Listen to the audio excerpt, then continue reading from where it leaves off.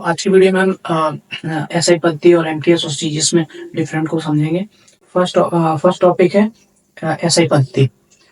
SI पद्धति जिसको English SI पद्धति इंग्लिश में हम बोलते हैं इंटरनेशनल ईयर।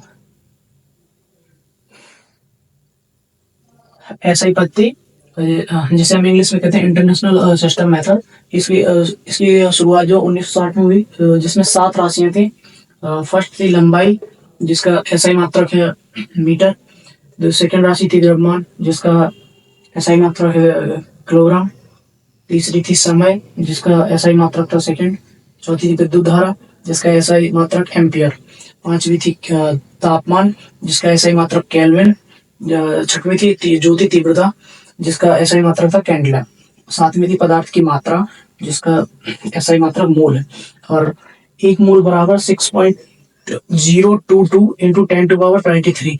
ये एक मोल की वैल्यू होती है, और इसे ही अवगाद्रो संख्या कहते हैं। इस नंबर को जो है वो हम बोलते हैं अवगाद्रो संख्या। हमने एसआई पद्धति पढ़े। अब हम एमकेएस और सीजीएस के बारे में पढ़ेंगे। ठीक है। एमकेएस में जो लंबाई का मात्रक होता है वो मीटर ही होता है, एंड सीजीएस में वो होता है सेंटीमीटर। मास जो द्रव्यमान है, जो राशि है, उसका जो एमकेएस पद्धति होता है वो किलोग्राम होता है, और सीजीएस पद्धति में इसका मात्रक होता है ग्राम। समय जो है, हाँ, उसका एमकेएस पद्धति में मात्रक होता है सेकेंड, एंड सीजीएस में भी इसका सेकेंड ही होता है। इसमें हम कुछ दूरी की इकाइयों को पढ़ेंगे जो दूरी को मापने के लिए प्रयुक्त किए जाते हैं। फर्स्ट है खगोल इकाई। खगोल इकाई जो है वो दो पिंडों के बीच की दूरी को निकालते हैं। एक एस्ट्रोनॉमिकल यूनिट बराबर होता है 1.4 इंटू 10⁻11 मीटर। सेकेंड है प्रकाश वर्ष, यानी लाइट ईयर। एक वर्ष में प्रकाश द्वारा तय की गई दूरी को ही हम प्रकाश वर्ष कहते हैं। समुद्र के अंदर जो दूरी का मापन किया जाता है वो एक नॉटिकल मील से किया जाता है। एक नॉटिकल मील बराबर 1.85 किलोमीटर। ठीक है। और एक जो लाइट की स्पीड है, सभी को पता है, 3 × 10⁸ मीटर पर सेकेंड होती है। ठीक है। और थर्ड हमारा जो है दूरी की एक इकाई है पारसेक, जो दूरी का सबसे बड़ा मात्रक है। ये सबसे बड़ा क्या है? पारसेक है इसका दूरी का मात्रक। एक पारसेक बराबर होता है 3.26 लाइट ईयर, या फिर 3.12 इंटू 10⁻16 मीटर। ठीक है, ये होता है। और चौथा है एक जो मील होते हैं, माइल कहते हैं हम लोग, 1.6 किलोमीटर। हाँ, जैसा कि हमें पता है कि 1 घंटा बराबर 60 मिनट होता है, और 1 मिनट बराबर 60 सेकेंड। ठीक है। उसी तरह समय के भी और भी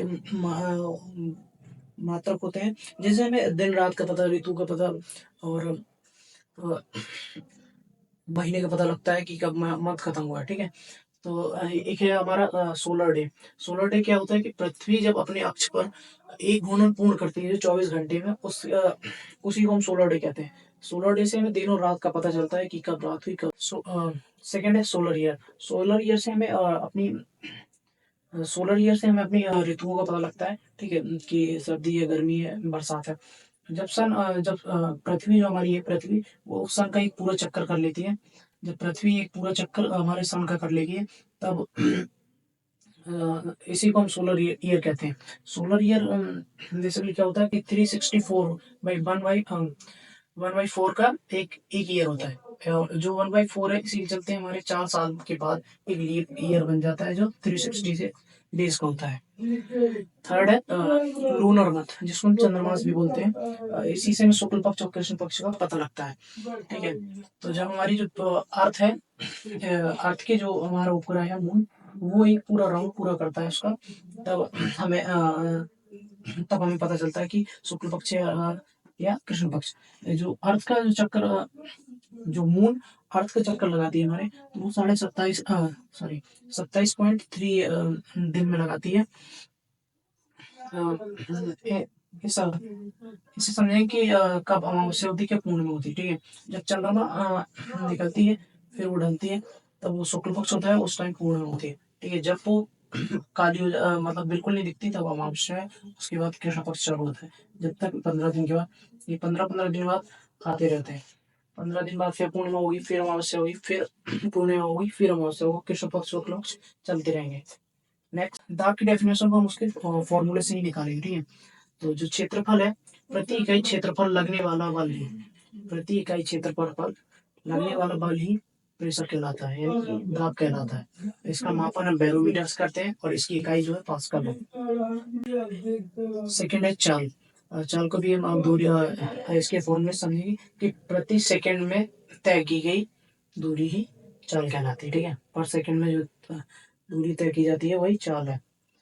वेग, वेग एक सदिश राशि है जो इसके फॉर्मूले से निकालते हैं इसकी डेफिनेशन को कि पर सेकेंड में हुआ जो विस्थापन ही वेग कहलाता है। प्रति सेकेंड में हुआ विस्थापन ही वेग कहलाता है, ठीक है। और विस्थापन क्या होता है कि निश्चित दूरी तय की न्यूनतम दूरी जो थोड़ी बहुत इधर उधर हुई, बिल्कुल न्यूनतम दूरी।